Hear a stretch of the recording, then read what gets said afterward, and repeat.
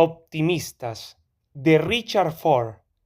Lo que voy a contar sucedió cuando yo tenía tan solo 15 años, en 1959, el año en que mis padres se divorciaron, el año en que mi padre mató a un hombre y fue a la cárcel por ello, el año en que dejé mi casa y el colegio, mentí acerca de mi edad para engañar al ejército y ya no volví más, el año, dicho de otro modo, en que la vida cambió para todos nosotros para siempre, en que, a decir verdad, concluyó de un modo que jamás habríamos llegado a imaginar ni en nuestros sueños más locos. Mi padre se llamaba Roy Britson y trabajaba para la Great Northern en Great Falls, Montana. Era segundo maquinista de locomotora de maniobras, y cuando no podía ejercer tal función a causa de las listas de antigüedad, trabajaba fuera de plantilla en el apartadero de la estación, como encargado o ayudante de encargado, cambiando de vía las locomotoras y enganchándolas y desenganchándolas a los trenes de mercancías de las líneas este y sur. En 1959 tenía 37 o 38 años y era un hombre menudo, de ojos azules oscuros y aspecto juvenil. Le gustaba su empleo en el ferrocarril, porque el salario era alto y el trabajo liviano, y porque podía tomarse unos días libres, o incluso meses, cuando le venía en gana y sin que nadie lo importunara con preguntas. Era un feudo sindical, y siempre había quien vigilaba por ti cuando tenías vuelta la espalda. Es el paraíso del obrero, solía decir mi padre, y se echaba a reír. Mi madre no trabajaba entonces, aunque había trabajado de camarera en los bares de la ciudad y le gustaba su trabajo, pero mi padre pensaba que Great Falls estaba haciéndose más dura que en tiempos de su infancia, que era una ciudad ya en la pendiente, como su propio nombre sugería, y que mi madre debía quedarse más tiempo en casa, porque yo estaba en una edad muy vulnerable a las acechanzas de la calle. Vivíamos en una casa alquilada de 2 pisos, en Edith Street, cerca de la estación de trenes de mercancías y del río Missouri, y por las noches, desde la ventana de mi cuarto, yo oía el hondo palpitar de las locomotoras en la vía muerta y veía cómo avanzaban sus luces por los raíles oscuros. Mi madre solía pasar la mayor parte del tiempo en casa, leyendo o viendo la televisión o cocinando, pero a veces iba al cine por la tarde o a nadar en la piscina cubierta de la Asociación de Jóvenes Cristianas. En su ciudad natal, Hubbard, Montana, mucho más al norte, no había habido nunca piscinas cubiertas, y el hecho de poder nadar en invierno, mientras aullaba el viento y la nieve cubría las calles, le parecía el más regio de los lujos, y solía volver a casa avanzada la tarde, con el pelo castaño mojado y las mejillas encendidas, de espléndido humor y, según decía, con una gran sensación de libertad. Lo que voy a contar sucedió una noche de noviembre. Eran malos tiempos para el ferrocarril, especialmente en Montana, y peores aún para los segundos maquinistas. Se reducía la jornada de trabajo de cada operario para evitar el paro, y todo el mundo sabía, incluso mi padre, que a la postre todos se quedarían sin empleo, aunque nadie sabía exactamente cuándo, ni quién encabezaría la lista de despidos, ni qué habría de depararles el futuro. Mi padre llevaba trabajando en el ferrocarril 10 años, por lo general en máquinas de carbón y de petróleo, en el aparadero de Sheridan, cerca de Forested, Montana. Pero aún era joven en el oficio y figuraba en el escalafón con un número muy bajo, y presentía que cuando llegaran los despidos, los primeros en caer serían los más jóvenes. Harán lo que puedan por nosotros, pero puede que no baste, decía, y se lo oí decir en muchas ocasiones, en la cocina, con mi madre o en el jardín, mientras arreglaba su motocicleta, o en el Missouri, mientras pescábamos coregonus en los bancos y lechos poco profundos.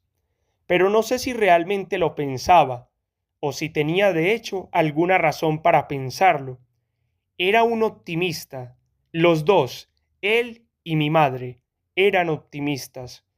Sé que para finales de verano de aquel año había dejado de tomarse días libres para pescar y ya no iba a los barrancos a acechar la llegada de los ciervos.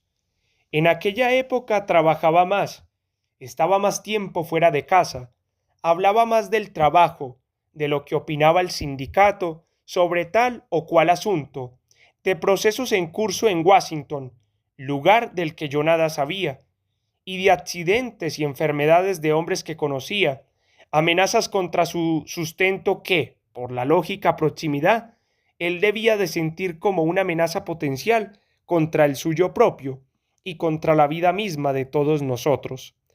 Mi madre había hecho amistades en la piscina de la Asociación de Jóvenes Cristianas.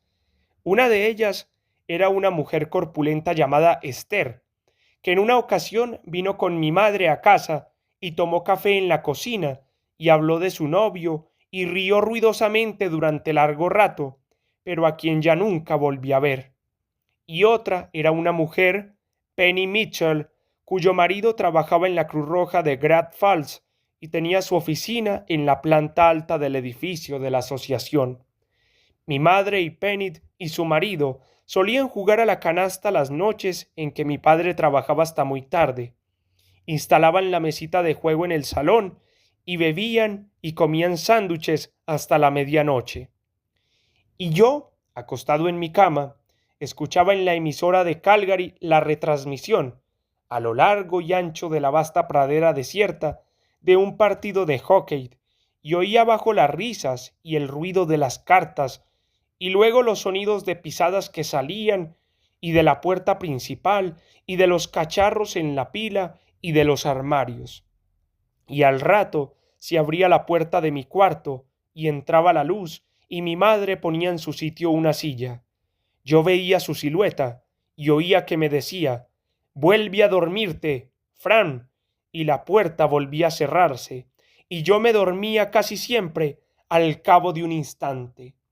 Fue una de esas noches en que Penny y Boyd Mitchell estaban en casa cuando sobrevino la tragedia.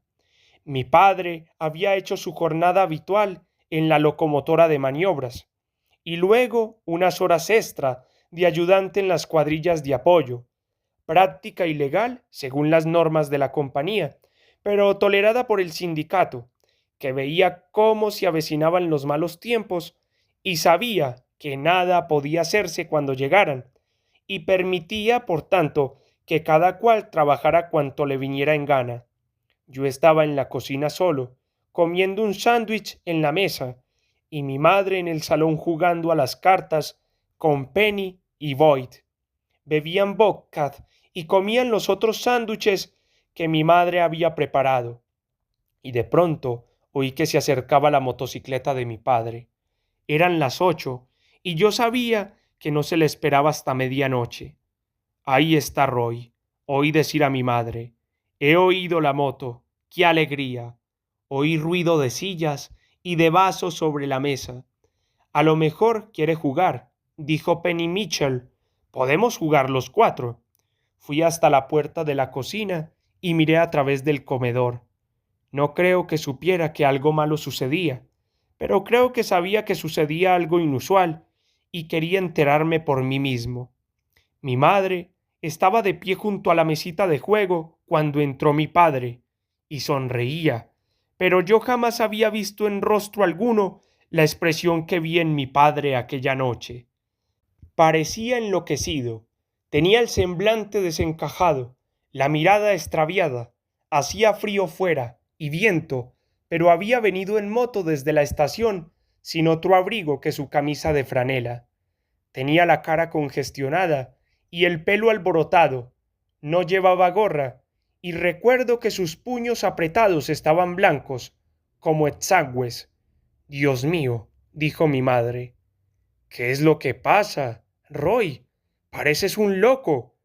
Se volvió y me buscó con la mirada, y supe que se trataba de algo que a su juicio yo no debía ver. Pero no dijo nada. Volvió a mirar a mi padre, se acercó a él y le tocó una mano, donde sin duda había acusado más el frío. Penny y Boyd Mitchell seguían sentados en la mesita de juego, mirando la escena, y Boyd, quién sabe por qué, sonreía. Ha pasado algo horrible, dijo mi padre. Alargó la mano y cogió del colgador una chaqueta de pana y se la puso allí mismo, en el salón, y luego se sentó en el sofá y se rodeó con fuerza con los brazos. Su cara pareció enrojecer aún más. Llevaba sus botas negras de puntera de acero, las que usaba diariamente en el trabajo, y me quedé mirándolas y pensé lo frío que debía sentirse dentro de ellas, en su propia casa, pero no me acerqué. ¿Qué ha pasado, Roy? Dijo mi madre. Se sentó junto a él en el sofá y le cogió una mano entre las suyas. Mi padre miró a Boyd Mitchell y a su mujer, como si hasta entonces no hubiera reparado en su presencia. No los conocía mucho y pensé que iba a pedirles que se marcharan, pero no lo hizo. He visto morir a un hombre esta noche, le dijo a mi madre. Luego sacudió la cabeza y bajó la mirada. Estábamos entrando en ese viejo aparadero con rampa de la 9ª Avenida. Llevábamos un convoy de vagones de carbón. Hace apenas una hora, yo miraba hacia afuera por mi lado, como hacemos siempre que salimos de una curva, y veo un furgón con la puerta abierta, lo cual no es nada raro. Pero entonces veo a un tipo sentado en el hueco, tratando de largarse a toda prisa. Creo que era un vagabundo. El convoy acababa de llegar de Glasgow. Pero en el momento mismo en que iba a saltar, el convoy se arquea y los vagones chocan unos contra otros. Suele pasar, pero el hombre pierde el equilibrio justo al dar con la grava y cae hacia atrás, sobre las vías. Lo miro, las ruedas de los vagones le pasan por encima de un pie. Mi padre miró entonces a mi madre. Le aplastan uno de los pies. Dios mío, dijo mi madre, y bajó la mirada sobre su regazo. Mi padre entornó los ojos, pero entonces se ha movido, como si se revolviera para tratar de escapar. No ha gritado, y le he visto la cara. Nunca lo olvidaré. No parecía asustado. Parecía como si estuviera haciendo algo realmente trabajoso, como si estuviera concentrado en alguna tarea delicada.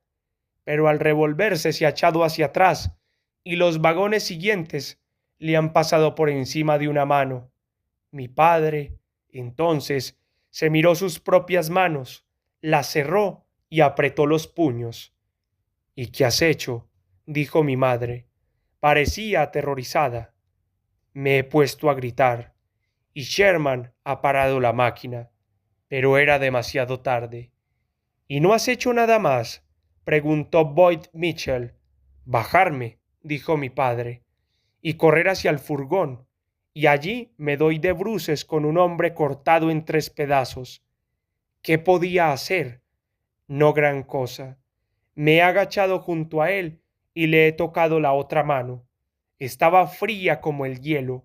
Tenía los ojos abiertos y miraba al cielo sin poder fijar la mirada. Ha dicho algo, dijo mi madre. Ha dicho, ¿dónde estoy?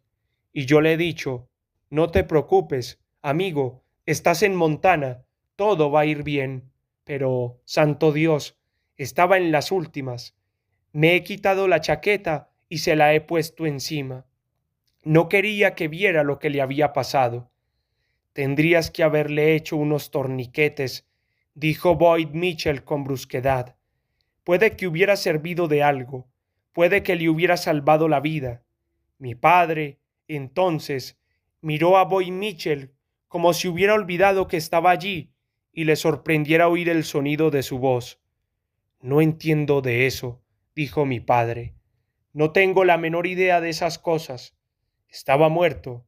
Lo había atropellado un furgón. Respiraba aún, pero para mí ya estaba muerto. Eso solo puede dictaminarlo un médico en ejercicio, dijo Boyd Mitchell. Uno está moralmente obligado a hacer todo lo que esté en su mano. Supe, por el tono de su voz, que a Boyd no le gustaba mi padre.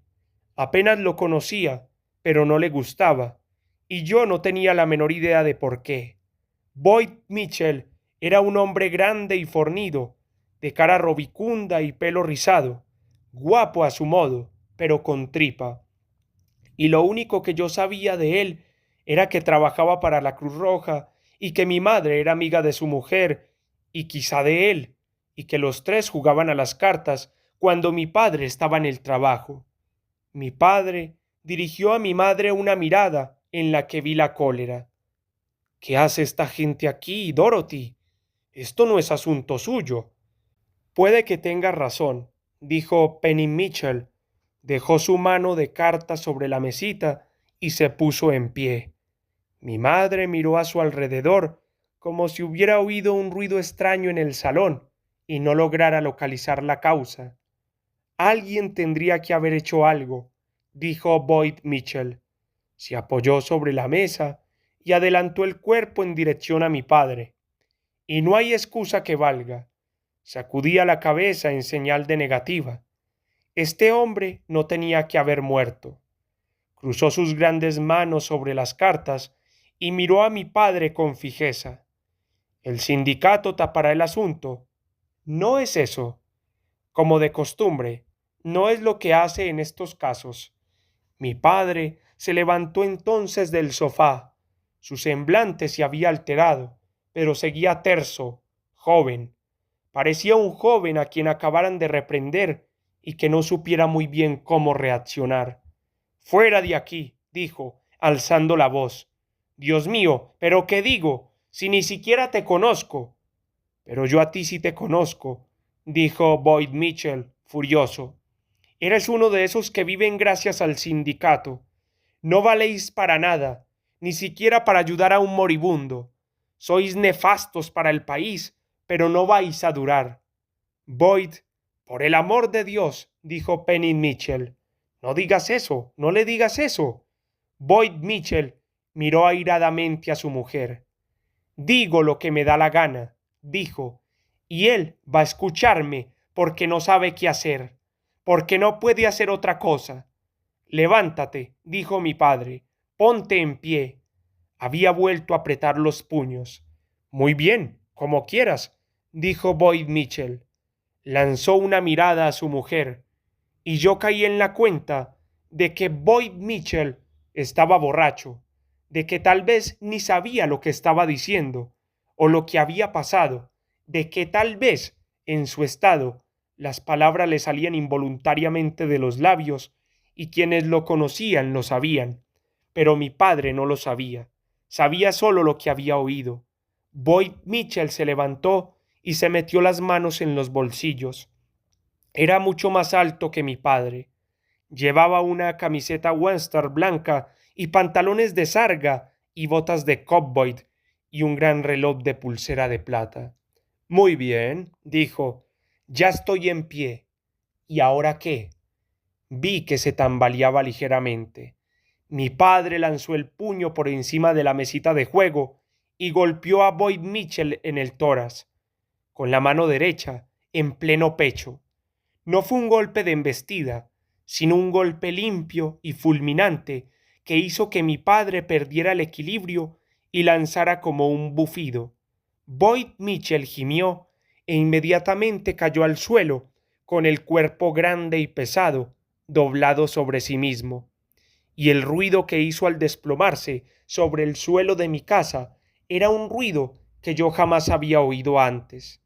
El ruido del cuerpo de un hombre cayendo al suelo como un saco, un ruido único. He vuelto a oírlo años después en otras partes, en cuartos de hoteles y en bares, y es un ruido que a nadie agrada escuchar. Se puede golpear a un hombre de muchas maneras. Lo sé hoy y lo sabía entonces, porque me lo había dicho mi padre. Se puede golpear a un hombre para insultarlo o para hacerle sangrar, o para derribarlo, o para dejarlo inconsciente, y se puede golpear a un hombre para matarlo, así de fuerte. Y así es como mi padre golpeó a Boyd Mitchell, tan fuerte como pudo, en el pecho y no en la cara, contrariamente a lo que podría pensar quien no entienda de estas cosas. ¡Oh, Dios! Dijo Penny Mitchell. Boyd yacía de costado ante el televisor y Penny se había arrodillado a su lado. Boyd dijo: ¿Estás herido? Oh, Dios. No te muevas, Boyd.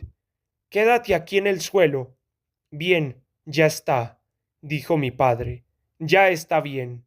Estaba de pie contra la pared, a un par de metros de la mesita de juego, por encima de la cual había golpeado a Boyd Mitchell.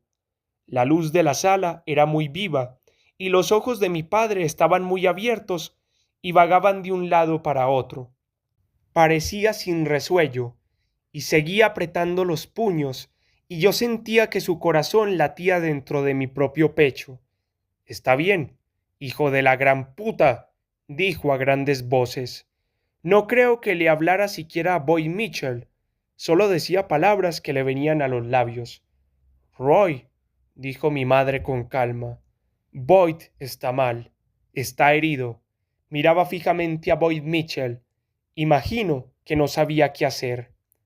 Oh, no, dijo Penny Mitchell con voz muy excitada. Mírame, Boyd, mira a Penny. Te han dado un puñetazo. Tenía las manos abiertas sobre el pecho de Boyd y los delgados hombros casi pegados a él, y no lloraba. Supongo que estaba histérica y no podía llorar. Todo había sucedido en 5 minutos, quizá en menos. Yo no había dejado la puerta de la cocina en ningún momento, y entonces salí y fui hasta la sala donde estaban mi padre y mi madre, y Boyd y Penny, y vi a Boyd y a Penny en el suelo, y miré a Boyd, a la cara, porque quería ver qué le había sucedido. Tenía los ojos en blanco y la boca abierta, y dentro de ella vi su gruesa lengua rosa. Respiraba pesadamente, y sus dedos, los dedos de ambas manos, se movían. Se agitaban como unos dedos nerviosos, inquietos a causa de algo. Creo que ya estaba muerto, y creo que Penny Mitchell sabía que estaba muerto, porque decía: «Oh, por favor, por favor, por favor, Boyd». Y fue entonces cuando mi madre llamó a la policía, y creo que fue entonces cuando mi padre abrió la puerta de casa y salió a la noche. Lo que sucedió después fue lo que cabía esperar que sucediera.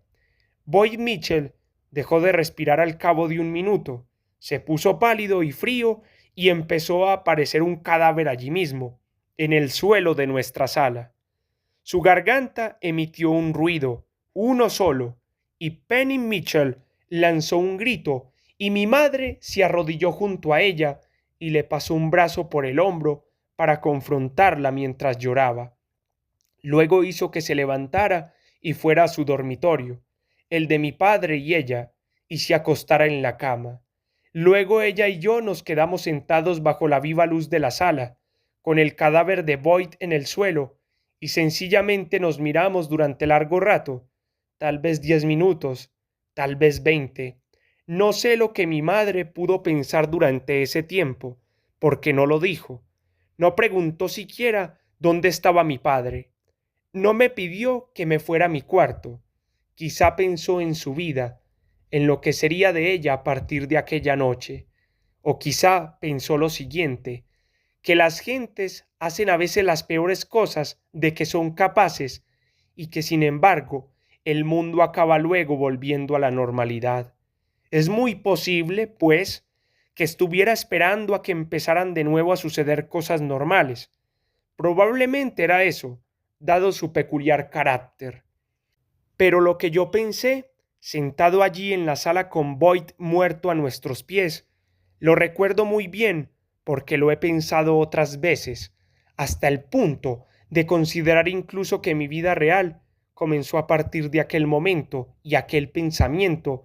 Lo que pensé fue lo siguiente: que toda situación encierra en sí misma muchas posibilidades y que basta nuestra presencia para vernos implicados.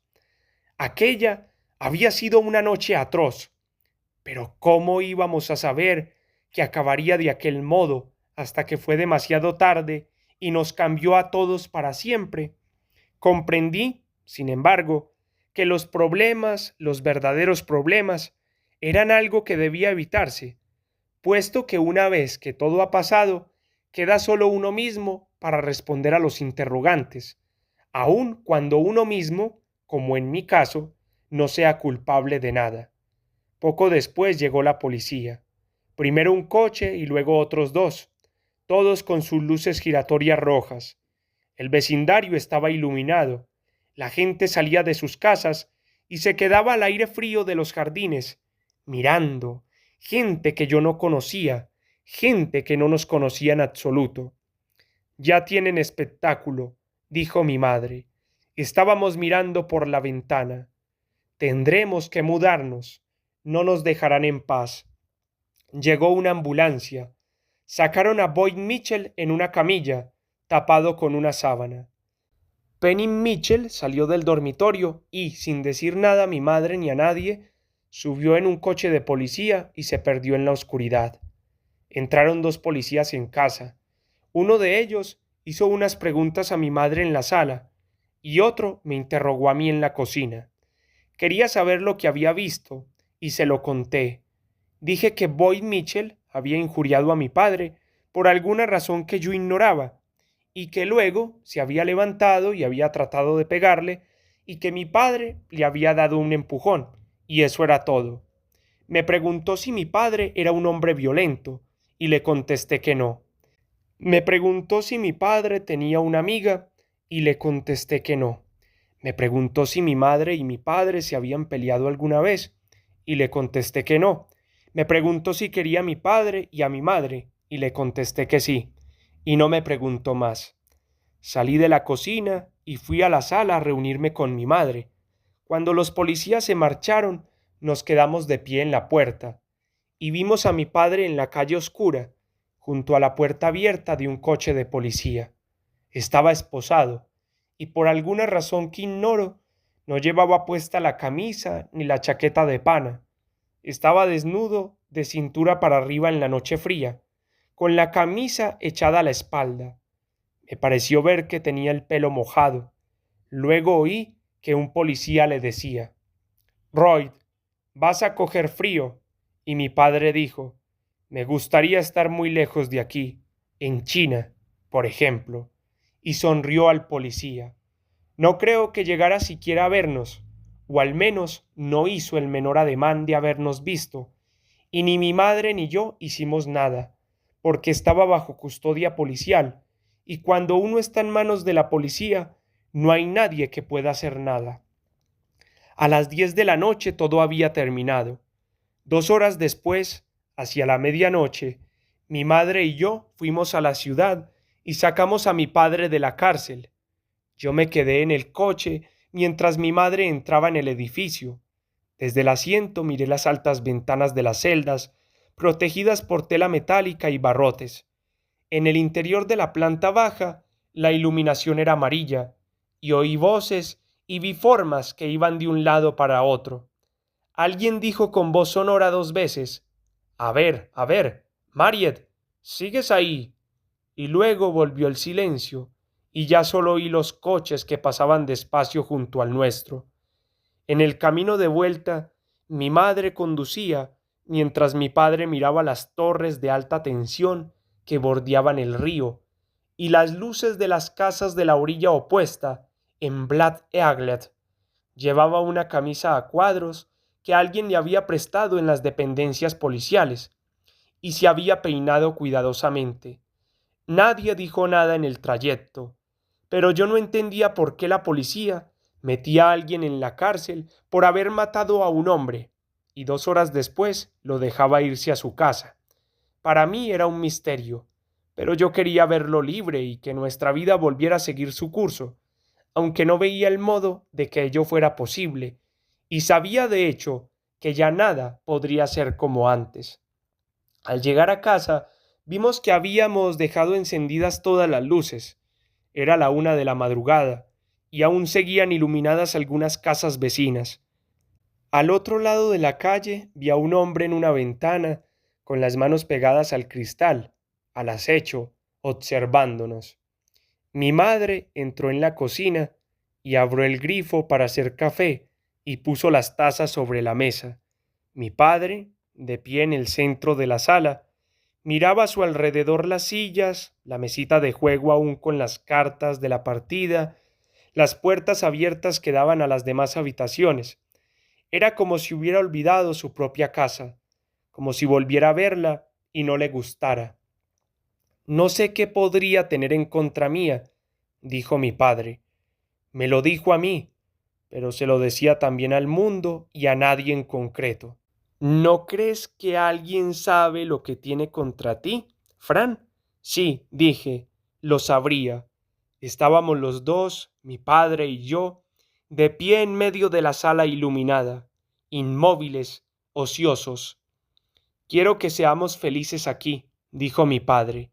Quiero que disfrutemos de la vida. No tengo nada contra nadie. ¿Me crees? Sí, respondí.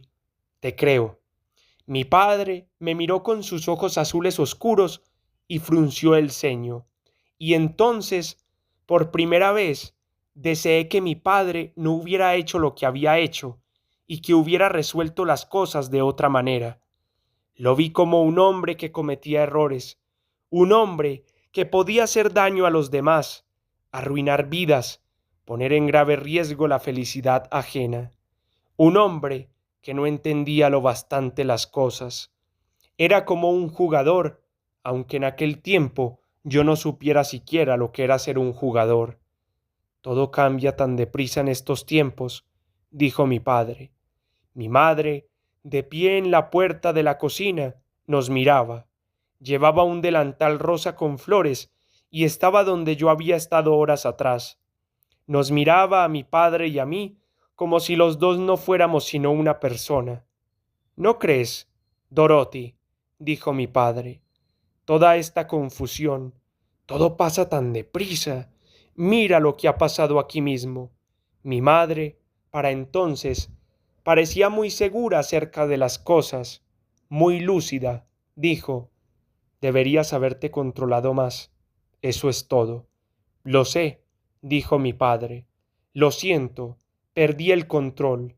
No tenía intención de echarlo todo a perder, pero creo que eso es lo que he hecho. Me equivoqué de medio a medio.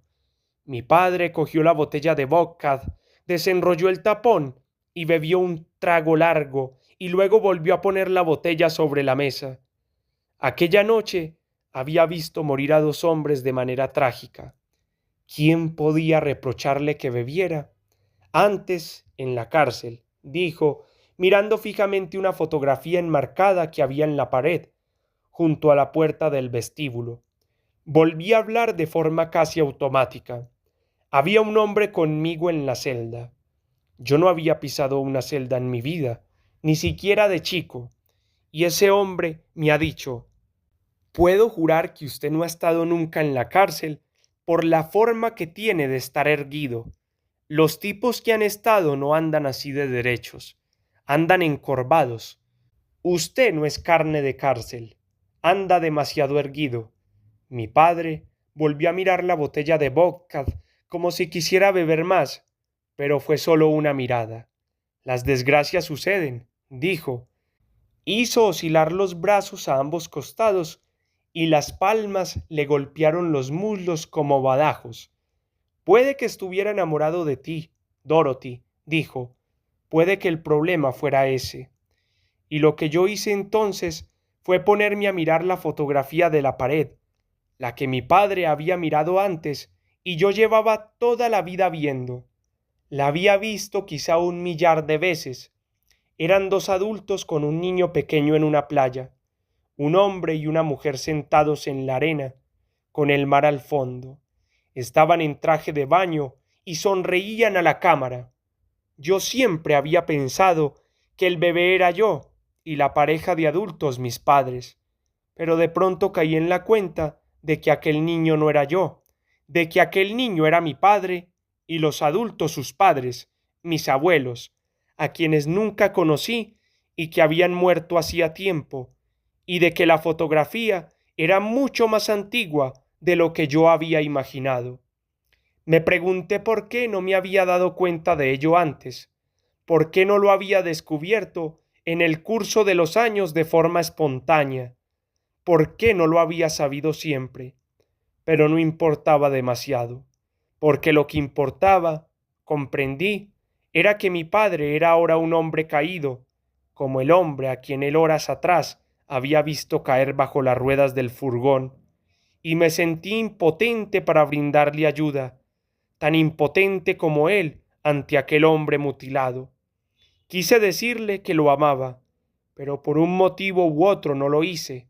Más tarde, en la madrugada, estuve echado en la cama con la radio encendida, escuchando noticias de lugares distantes, como Calgary y Saskatoon, e incluso más lejanos, como Regina y Winnipeg, frías, oscuras ciudades que, sabía, no vería jamás.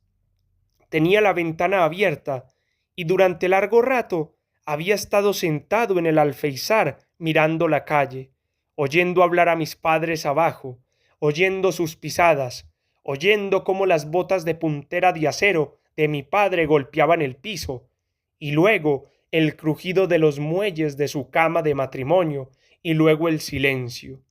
De más allá de la otra orilla del río me llegaba el rumor de los camiones, camiones de ganado y de grano camino a Idaho, o Helena, o de apartadero del ferrocarril donde mi padre manejaba las locomotoras de maniobras.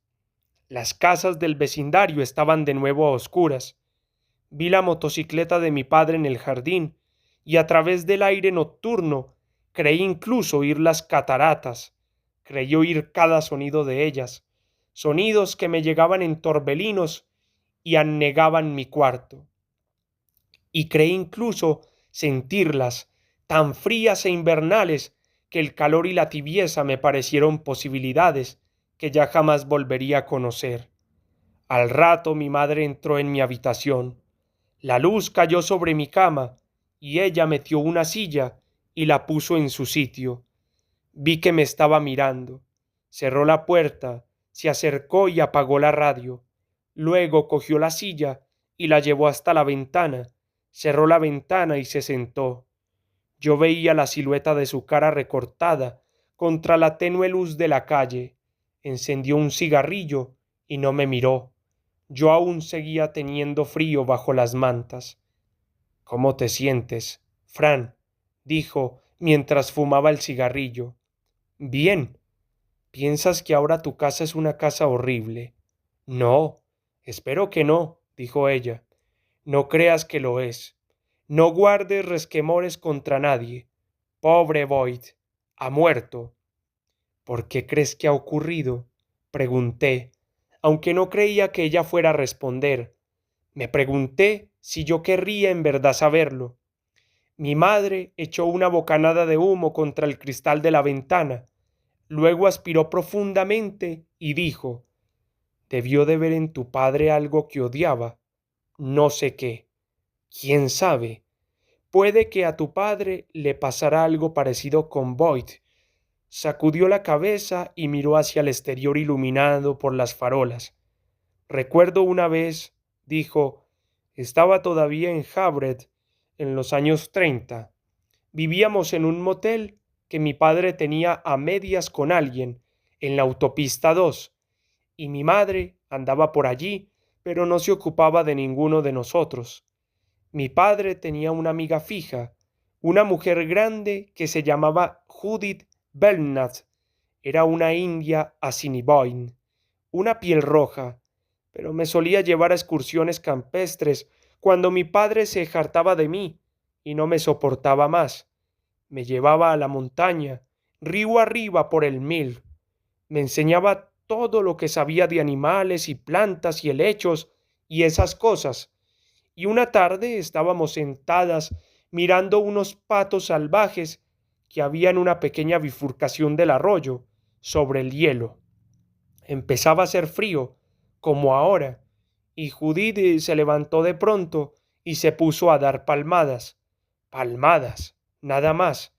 Y todos los patos alzaron el vuelo, todos menos uno, que se quedó allí en el hielo. Supongo que tendría las patas heladas. Ni siquiera intentó volar.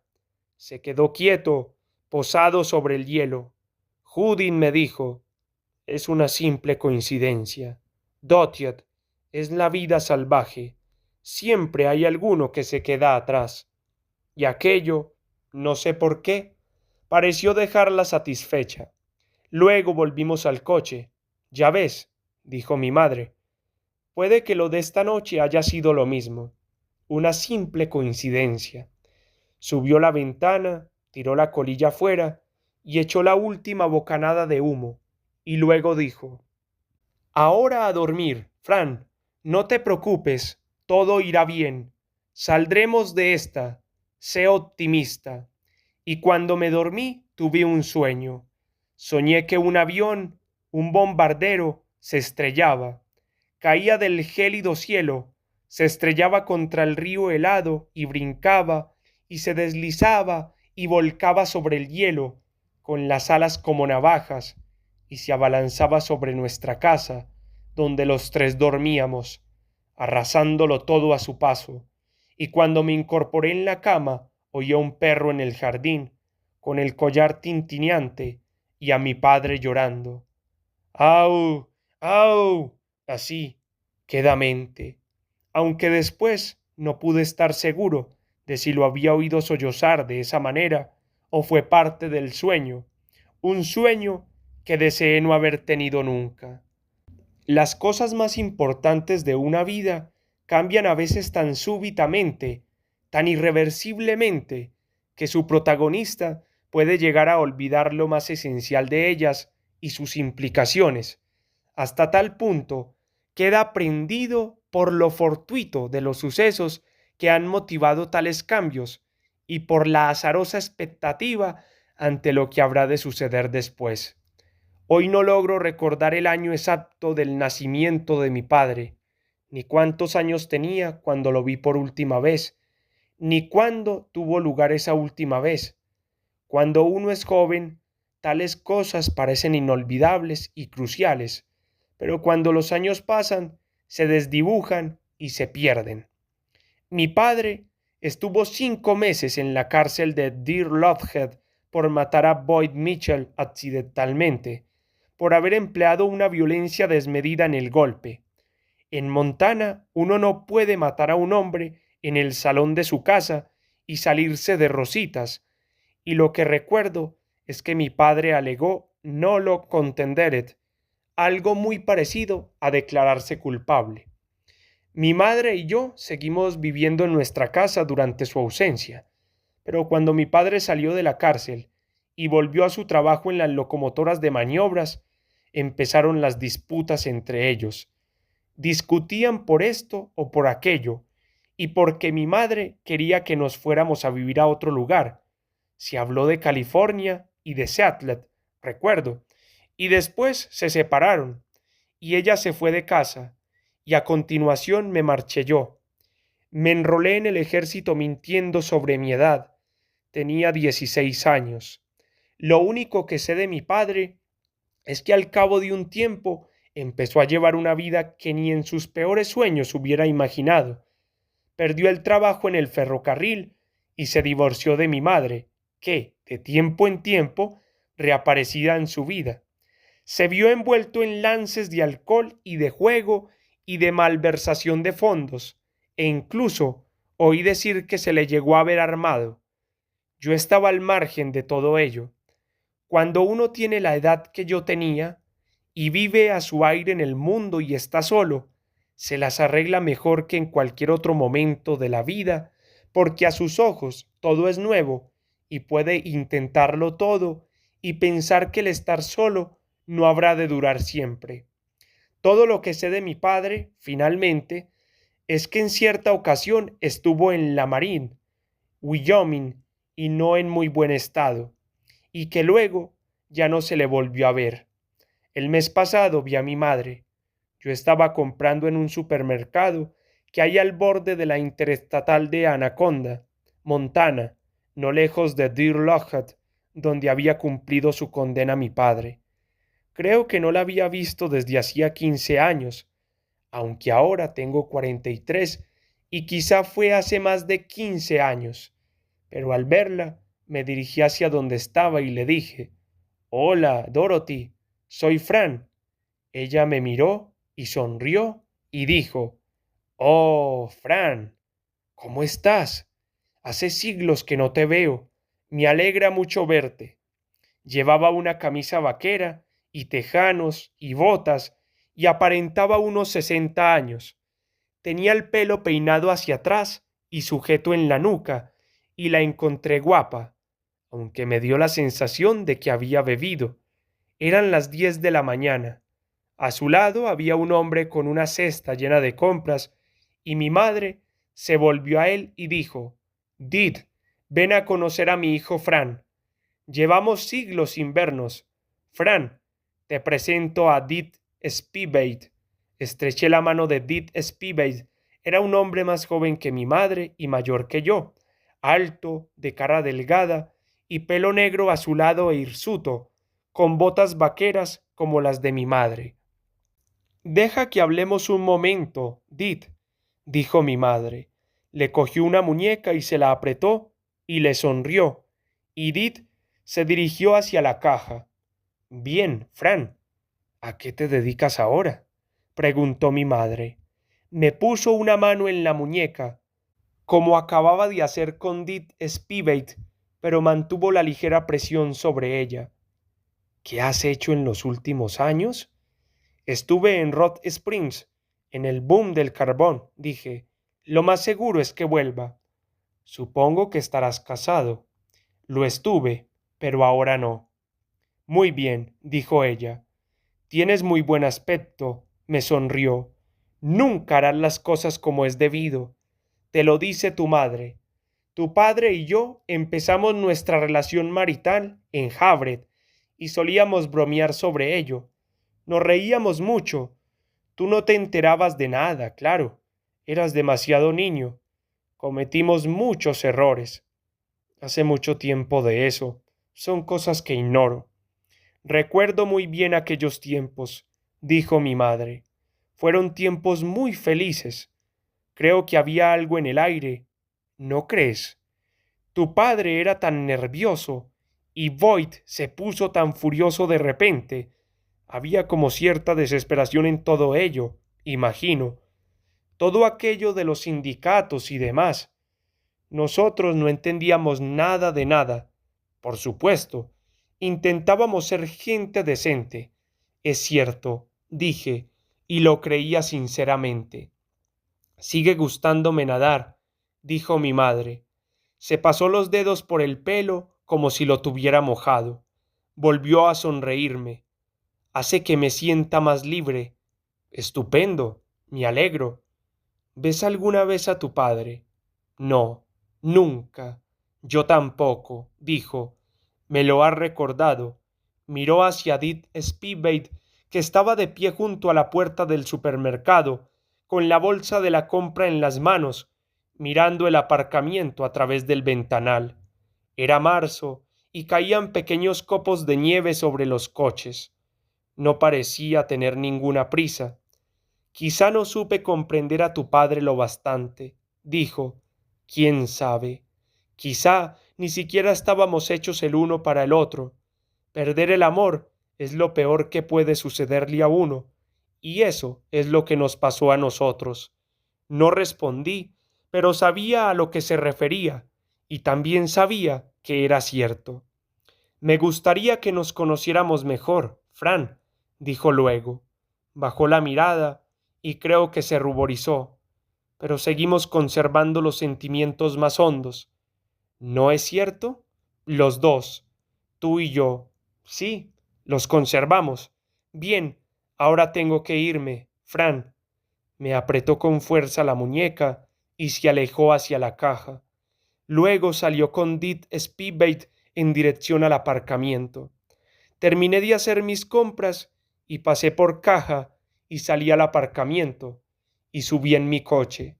Pero cuando lo ponía en marcha, vi que el Chevrolet verde de Dead Speedbait volvía a entrar en el aparcamiento y se detenía a cierta distancia, y vi a mi madre bajarse de él y venir con paso apresurado a través de la nieve hacia mi coche. Bajé la ventanilla. Nuestras caras se encontraron y quedaron unos instantes frente a frente. ¿Se te pasó por la cabeza alguna vez?